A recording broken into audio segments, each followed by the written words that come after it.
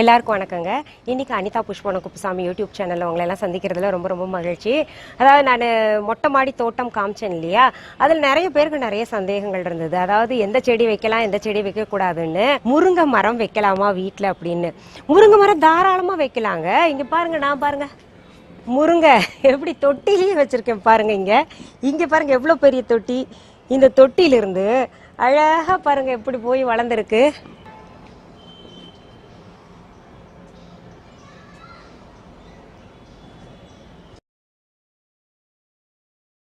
போன வாரம் தான் பார்த்தேங்க இந்த மாதிரி இருந்தது. நல்லா ஃபாஸ்ட் க்ரோத்தாக இருக்குங்க.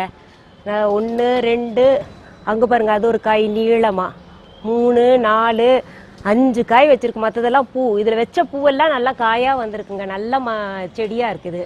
என்கிட்ட நிறைய பேர் கேட்குறீங்களா, சார் ஊரில் வந்து முந்திரியில் ஒரு குழம்பு செய்வீங்களாமே மேடம் அப்படின்னு. அந்த முந்திரி குழம்புக்காக இப்போ முருங்கைக்காயை நான் கட் பண்ணி எடுத்துகிட்டு போய் இப்போ உங்களுக்கு செஞ்சு காமிக்க போகிறேன். ஃப்ரெஷ்ஷாக நம்ம வீட்டில் வளர்ந்ததை கொண்டு போய் செய்யறதுல எவ்வளோ ஒரு ஆனந்தம் இருக்குல்ல. கம்பளி பூச்சியோ இல்லை பூச்சி வெட்டோ இந்த செடியில் வந்து சுத்தமாக இல்லையே, இவ்வளோ சுத்தமாக இருக்கே அப்படின்னு நீங்கள் நினைப்பீங்க.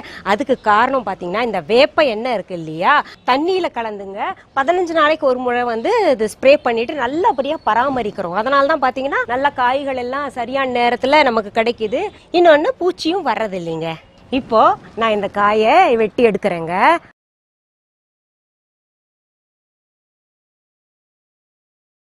பாருங்க, அடாடா, எனக்கு ரொம்ப ஆசையாக இருக்குது, ரொம்ப சந்தோஷமாக இருக்குது. இப்போ நம்ம வீட்டு மொட்டை மாடி தோட்டத்தில் அதுவும் தொட்டியில் வளர்ந்ததை வந்து கொண்டு போய் நான் சமைக்க போகிறேன். புதுசாக சப்ஸ்கிரைப் பண்ணுறவங்க சப்ஸ்கிரைப் அப்படின்னு ரெட் பட்டன் அழுத்திட்டு பக்கத்துலேயே பெல் ஐக்கான், கோவில் மணி போல் ஒரு ஐக்கான் காமிக்குங்க, அதை தொட்டு விடுங்க. அப்போ தான் எல்லாருக்குமே பார்த்தீங்கன்னா இனிமேல் நான் என்னென்ன பதிவுகள் போடுறேனோ அதெல்லாம் உங்கள் கவனத்துக்கு வந்து சேரும். அது தவிர பார்த்தீங்கன்னா இதுக்கு முந்தைய இருக்கக்கூடிய பதிவுகள் என்னோடது பார்க்கணும்னு நினச்சிங்கன்னா இப்போ என்னுடைய வீடியோ ஒன்று ஓடிக்கிட்டு இருக்குன்னா கீழே என்னுடைய தலைப்பு ஒன்று கொடுத்துருக்கோம். அது பக்கத்துலேயே வந்து முக்கோணம், கருப்பு முக்கோணத்தில் வடிவில் ஒன்று காமிக்கும். அதை தொட்டிங்கன்னா அப்படியே டிஸ்கிரிப்ஷன் பாக்ஸ் ஓப்பன் ஆகும். அதில் பார்த்தீங்கன்னா எங்கள் யூடியூப் சேனல் லிங்க் அப்படின்னு கொடுத்துருப்போம். அது ப்ளூ எழுத்தில் இருக்கும். அந்த ப்ளூ எழுத்தை தொட்டிங்கன்னா அப்படியே எங்கள் யூடியூப் சேனலுக்கு கூட்டு போயிருங்க. அங்கே உங்களுக்கு என்ன பதிவுகள் தேவையோ அதை தேர்ந்தெடுத்து நீங்கள் பார்க்கலாம். சரி, ரொம்ப நாளாக நீங்கள் எல்லாம் ஆவலாக கேட்டுக்கிட்டு இருக்கீங்க, முந்திரி பருப்பு குழம்பு சார் ஊர்ல எல்லாம் செஞ்சாங்கல்ல மேடம், ஒரு தடவை தொலைக்காட்சியில் நீங்கள் செஞ்சு காமிச்சிங்க, அதை செய்து காமிங்கன்னு சொல்லிட்டு எல்லாருமே கேட்குறீங்க. இன்னைக்கு பார்த்தீங்கன்னா உங்களுக்கு மொட்டை மாடியிலிருந்து நான் முருங்கைக்காய் ஃப்ரெஷ்ஷாக நம்ம செடியிலிருந்து அந்த முருங்காயும் முந்திரி பருப்பும் போட்டு முந்திரி பருப்பு குழம்பு செஞ்சு காமிக்க போகிறேன். ரொம்ப சுவையாக இருக்கும். இந்த முந்திரி பருப்பு குழம்பு பார்த்தீங்கன்னா புஷ்பவனத்தில் மட்டும்தான் செய்வாங்க, அந்த கிராமத்தில் மட்டும்தான் செய்வாங்க. ஒரு வீட்டில் செய்ய ஆரம்பிச்சது அப்படியே அந்த கிராமத்துக்குள்ளேயே சுற்றிட்டு இருக்கு. அது தவிர பார்த்தீங்கன்னா நான் தொலைக்காட்சியில் செஞ்சது நிறைய பேர் பார்த்து செஞ்சது தான். ஏன்னா அந்த ஊருக்கே சிறப்பானது இந்த முந்திரி பருப்பு குழம்புங்க. ஏன்னா அங்கே முந்திரி காடெல்லாம் பார்த்தீங்கன்னா அப்படியே நல்லா படர்ந்து விரிஞ்சிருக்கும், தரையை தொட்டுக்கிட்டு இருக்கும், அடர்த்தியாக இருக்கும் அந்த மரங்கள் எல்லாம். பச்சை காயை பறித்து அதுலேருந்து பருப்பு எடுத்துட்டு அந்த குழம்பு வைப்பாங்க. ரொம்ப சுவையாக இருக்கும். அதுதான் தனி டேஸ்ட். அது பார்த்தீங்கன்னா வெண்ணெய் மாதிரி இருக்கும் அந்த பருப்பெல்லாம். நான் கல்யாணம் ஆன புதுசுல எல்லாம் ஊருக்கு போகும்போதுங்க அந்த குழம்பு வச்சாங்கன்னா அத்தனையும் நான் தான் சாப்பிடுவேன், வேற யாருக்கும் கிடையாது. அவ்வளோதான். அதுவும் அந்த பருப்பு தேடி தேடி என் வீட்டுக்காரர் இருந்தால் சாப்பிடுன்னு போடுவார். இப்போ பார்த்தீங்கன்னா பச்சை பருப்பு என்கிட்ட கிடையாது. அதனால என்ன பண்ணிட்டேன், நான் முந்திரி பருப்பை நல்லா முழுசாக எடுத்துட்டுங்க ஒரு 5 மணி நேரம் ஊற வச்சிருக்கேன். அது பார்த்தீங்கன்னா அதே மாதிரி மாவு மாதிரி வந்துருங்க. இந்த குழம்பு வந்து என் வீட்டுக்காரரோட அம்மா வச்சு அப்படியே பாரம்பரியமாக, அவங்க அம்மா வச்சு அப்படியே பாரம்பரியமாக வந்தது. என் கணவர்கிட்ட இருந்து நான் கற்றுக்கிட்டேங்க. இப்போ அது செய்யறதுக்கு தேவையான பொருட்கள் என்னென்னு பார்த்துடலாம். முந்திரி பருப்பு 100 கிராம், முருங்கைக்காய் 1, சின்ன வெங்காயம் 15, பயத்தம்பருப்பு 100 கிராம், தேங்காய் துருவல் 2 டேபிள் ஸ்பூன், சிகப்பு மிளகாய் 4, மஞ்சள் தூள் 1/4 டீஸ்பூன், சீரகம் 2 டீஸ்பூன், பூண்டு பற்கள் 10, கறிவேப்பிலை இலைகள் சிறிது, பெருங்காயத்தூள் 1/2 டீஸ்பூன், கடுகு 1 டீஸ்பூன், எண்ணெய் தேவையான அளவு, உப்பு தேவையான அளவு. முந்திரி பருப்பு குழம்புக்கு நம்ம தேவையான பொருட்கள் என்னென்னு பார்த்துட்டோங்க. இதில் முதல்ல நம்ம செய்யக்கூடியது என்னென்னா, அந்த பருப்பு இருக்கு இல்லையா, பயத்தம்பருப்பு, அதை வந்து வாணலியில் நல்லா வறுத்துக்கணுங்க. இப்போ நம்ம பாருங்க, பேன் வந்து அடுப்பில் வச்சுருக்கேன், சூடாகட்டும், நம்ம வறுக்க ஆரம்பிக்கலாம். இப்போ பாருங்கள், பேன் சூடாயிடுச்சு, அதில் நம்ம பருப்பு போட்டுக்கலாம். நல்லா மீடியம் ஃப்ளேமில் வச்சு இது வறுத்துடலாங்க. அதுக்கு இடையில் நம்ம முருங்கைக்காய் நறுக்கி வச்சுக்கலாம். முருங்கைக்காய் பாருங்கள், நம்ம விரல் அளவு, விரல் நீள அளவு, ஒரு மீடியமாக சைஸ் பார்த்து எவ்வளோ பிஞ்சாக இருப்பாங்க. நம்ம செடியில் வளர்ந்தது. ரொம்ப எனக்கு மகிழ்ச்சியாக இருக்குங்க. காய் விட்டுருக்கு. தொட்டியில் வச்சு 3 மாதம்தான் ஆகுது. இருந்தால் கூட பாருங்கள், காம்போடு அப்படியே ஃப்ரெஷ்ஷாக. ஆஹா, மனம் அப்படியே ஆர்கானிக் முருங்கைக்காய் இல்லை. இதுக்கு இடையில் என்னென்னு சொல்கிறேங்க, இப்போ நம்ம 15 வெங்காயம் எடுத்திருந்தோம் இல்லையா, சின்ன வெங்காயம் 15 எடுத்திருந்தோம். இதில் 3 சின்ன வெங்காயத்தை நல்லா பொடி பொடியாக நறுக்கி வச்சுக்கணும். மீதம் வந்து 12 சின்ன வெங்காயத்தை அப்படியே முழுசாக வச்சுக்கணுங்க. இது வறுபட்டுட்டு இருக்கட்டும், நம்ம நடுவில் கலந்துட்டு இருக்கலாம். அதுக்கு நடுவில் பார்த்தீங்கன்னா நம்ம முருங்காயை வந்து மேனுவலாக வேக போட்டுடலாங்க. முருங்காய் போட்டு தேவையான அளவு தண்ணி ஊற்றிக்கலாம். இது பிஞ்சு காயின்றனால சீக்கிரத்தில் வெந்துடும். உப்பும் தேவையான அளவு போட்டுக்கலாங்க. இதில்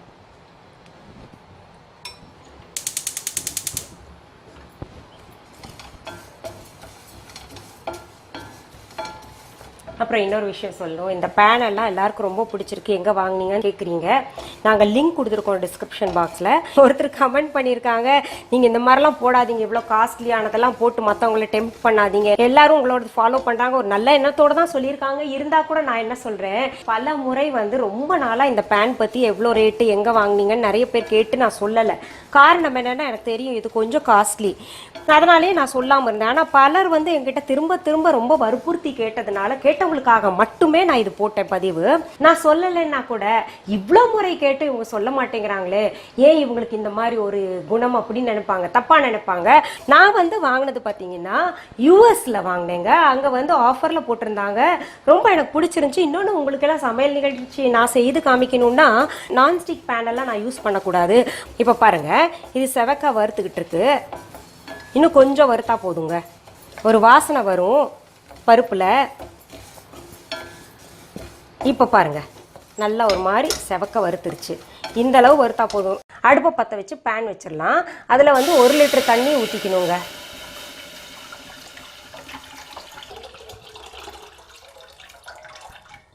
இப்போ தண்ணி கொஞ்சம் சூடாகட்டும். இப்போது அந்த தண்ணியில் கொஞ்சம் சூடானா போதுங்க, நமக்கு அந்த வெதுப்பு வந்தாலே இந்த பருப்பு சேர்த்துக்கலாம். இப்போது அந்த பருப்புலைங்க வெங்காயமும் போட்டுக்கணுங்க, அது கூடயே பூண்டு பல்லும் சேர்த்துக்கணும். அது சும்மா ஒரு 2 நிமிஷம் அது வந்து வேகட்டும். 2 நிமிஷம் ஆயிடுச்சு பாருங்கள். இப்போ அதில் நம்ம வந்து இந்த முந்திரி பருப்பை போட்டுக்கணுங்க. அடுத்தது 2 டீஸ்பூன் சீரகம் சொல்லியிருந்தேன் இல்லையா, அதில் வந்து நம்ம 1.5 டீஸ்பூன் போல் இந்த பருப்பில் போட்டுக்கலாங்க. இப்போது 1.5 டீஸ்பூன் சீரகம் இதில் போட்டிருக்கோம் இல்லையா, மீதம் 1/2 டீஸ்பூன் வந்து தாளிக்கிறதுக்கு தனியாக எடுத்து வச்சிடலாங்க. இதில் அடுத்தது நம்ம வந்து மஞ்சத்தூள் சேர்த்துடலாம். அடுத்தது உப்பு கொஞ்சம் சேர்த்துக்கலாங்க. நம்ம உப்பு பார்த்து போட்டுக்கலாம், ஏன்னா இந்த முருங்காயிலையும் போட்டிருக்கோம் இல்லையா உப்பு, அதனால் பார்த்து பிறகு சேர்த்துக்கலாம், முன்ன பின்ன இருந்தால் கூட. இப்போ மஞ்சத்தூள் எல்லாம் போட்டிருக்கோம்ல, இப்போ ஒரு தடவை கிளறிடலாங்க. உப்பு மஞ்சத்தூள் எல்லாம் சேர்த்துருக்கோம். கிளறிட்டு நம்ம ஒரு மூடி போட்டு மூடி வச்சிடலாங்க. அது வேகட்டும். இப்போது முருங்கைக்காய் வெந்துருச்சுங்க பாருங்கள், ரொம்ப பிஞ்சாக இருந்தனால நல்லா வெந்துருச்சு சீக்கிரத்தில். அது தண்ணியோடு அப்படியே வச்சுக்கலாம், தண்ணி தூக்கி எறிய வேண்டாம், ஏன்னா அதில் இருக்கிற சத்து நம்ம வீணாக்க வேண்டாம். அப்படியே மூடி தனியாக எடுத்து வச்சுக்கலாம், பிறகு இதை சேர்த்துக்கலாம். இன்னொன்று, இந்த பருப்பு பார்த்தீங்கன்னா உங்களுக்கு குக்கரில் போட்டுருந்துருக்கலாம். குக்கரில் போட்டால் என்ன ஒரு மாதிரி குழஞ்சு போயிடும், நல்லா இருக்காது. ஒரு விசிலில் விட்டால் கூட குழஞ்சு ஒரு மாதிரி ஆகிடும். அது மேனுவலாக வெந்தால் தான் பருப்பும் நல்லா முழுசாகவே இருக்கும், பார்க்க நல்லா வெந்து போயிருக்கும். நம்ம பதமாக பார்த்து கிளறி எடுத்துக்கலாம். ஏன்னா முந்திரி பருப்பு போட்டிருக்கோம் இல்லையா, அதனால தான் நான் குக்கரில் போடாமல் மேனுவலாக வேக வச்சுருக்கேங்க. இந்த முருங்காயும் நான் அப்படியே தண்ணியோடு போட்டுக்கிறேங்க. இப்போ இது இன்னும் கொஞ்சம் வேகட்டுங்க. அதுக்கிடையிலங்க நம்ம இந்த மிளகாயிலிருந்து விதை எடுத்துடலாம்.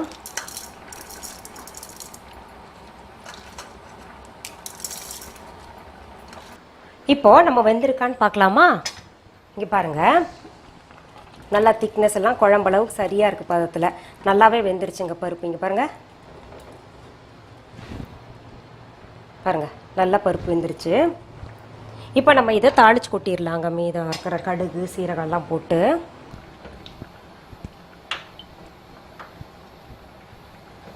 ரெண்டு டீஸ்பூன் அளவு எண்ணெய் ஊற்றிக்கோங்க.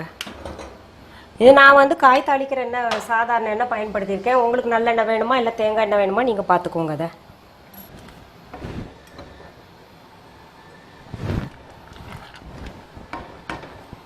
இப்போ எண்ணெய் சூடாயிருச்சுங்க. நான் அதில் கடுகு சேர்த்துக்கிறேன். அப்புறம் சீரகம் சேர்த்துக்கிறேன். பெருங்காயத்தூள் சேர்த்துக்கிறேங்க. சின்ன வெங்காயம் சேர்த்துக்கிறேன். இது கொஞ்சம் வதக்கிடலாம். அப்புறம் நான் சிகப்பு மிளகா அப்புறமே சேர்த்துக்கலாம். தீஞ்சு போயிடும் அது. இப்போது சிகப்பு மிளகா அப்புறம் கருவேப்பிலை போட்டுக்கலாங்க.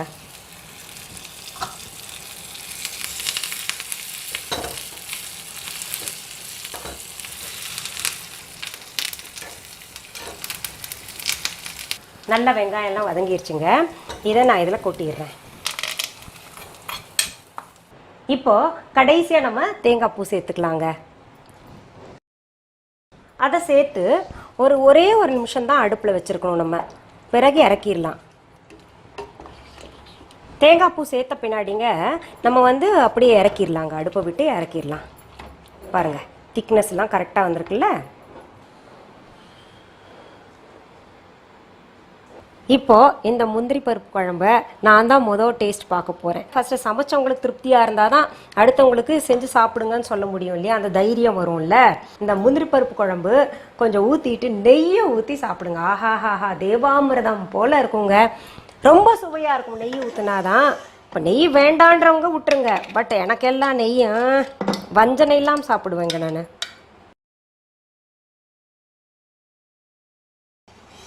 எங்கள் வீட்டு முருங்கைக்காய் நான் சமைச்சது. நெய் போட்டு ஆஹா.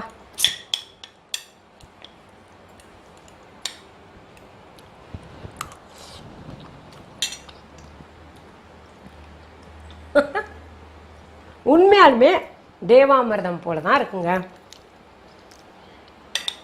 நீங்களாம் நினைப்பீங்கச்சு இப்படி பார்க்க வச்சுட்டு இவங்க சாப்பிட்றாங்களேன்னு சொல்லிட்டு.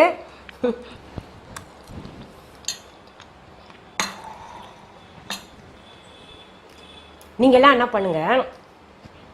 பண்ணுங்க, இன்றைக்கே இந்த குழம்பு செஞ்சு உங்கள் குழந்தைங்களுக்கு கொடுங்க. ஹைலி ப்ரோட்டீனுங்க. முந்திரி பருப்பும் பார்த்தீங்கன்னா உங்களுக்கு உடம்புக்கு நல்லது. பயத்தம்பருப்பில் நிறைய ப்ரோட்டீன் சத்து இருக்குது. சின்ன வெங்காயத்தில் கேட்கவே வேணாம். நல்ல ரத்த விருத்திக்கு சின்ன வெங்காயம். கருவேப்பிலை நிறையவே போட்டிருக்கேன் தலைமுடியெல்லாம் வளர்கிறதுக்கு. இது போல் சத்தான உணவாக இருக்குது. உங்கள் பிள்ளைங்களுக்கு கொடுத்துட்டு எனக்கு உங்கள் கமெண்ட் வேண்டாங்க, உங்கள் குழந்தைங்க என்ன சொல்கிறாங்கன்னு சொல்லிட்டு எனக்கு கமெண்ட் பாக்ஸில் கமெண்ட் பண்ணுங்கள். சரி, இந்த சமையல் உங்களுக்கு பிடிச்சிருந்துச்சுன்னா உங்கள் தெரிஞ்சவங்களுக்கு எல்லாம் ஷேர் பண்ணுங்கள். மீண்டும் சந்திக்கலாமா? நன்றி, வணக்கம். அன்பான வாடிக்கையாளர்களே, உங்கள் விஹா ஸ்டோரில் பூஜை பொருட்கள், சிலைகள், ராசிக்கற்கள், வாஸ்து பொருட்கள், விதைகள், பாரம்பரிய அரிசி வகைகள், சிறுதானியங்கள், ஆர்கானிக் பொருட்கள், மூலிகை எண்ணெய், மளிகை பொருட்கள், மரச்செக்கு எண்ணெய், மரப்பொருட்கள், வெள்ளி ஆபரணங்கள், கிஃப்ட் ஆர்டிகல்ஸ், காட்டன் மற்றும் பட்டு புடவைகள், காட்டன் சுடிதார்கள், பட்டு பாவாடை, குழந்தைகளுக்கான விளையாட்டு பொருட்கள், ஹை குவாலிட்டி இமிடேஷன் நகைகள், வீட்டு உபயோக பொருட்கள், ஜூட் பேக்ஸ், ஹேண்ட்மேட் சோப்ஸ், அழகு சாதன பொருட்கள், சிறுதானிய பிஸ்கெட்டுகள், ஹோம் அப்ளையன்சஸ், இன்னும் பற்பல பொருட்கள் விற்பனைக்குள்ளது. விஹா ப்ராடக்ட்களை நீங்கள் வாங்க விரும்பினால் அது எங்களுடைய viha.online வெப்சைட் மற்றும் சென்னை ராஜா அண்ணாமலைபுரத்தில் உள்ள எங்கள் விஹா ஸ்டோரில் மட்டுமே கிடைக்கும் என்பதை தெரிவித்துக் கொள்கிறோம். வேறு எந்த ஆன்லைன் வெப்சைட்களிலும் விஹா ப்ராடக்ட்கள் விற்பனைக்கு கிடையாது என்பதை நீங்கள் கவனத்தில் கொள்ள வேண்டும். எங்கள் விஹா ஸ்டோரின் விலாசத்தை கண்டறிய கூகுள் மேப்ஸில் விஹா ஸ்டோர் என்று டைப் செய்தால் வழியை கண்டறியலாம். www.viha.online வெப்சைட்டிலும் விஹா ஸ்டோரின் அட்ரஸ் உள்ளது.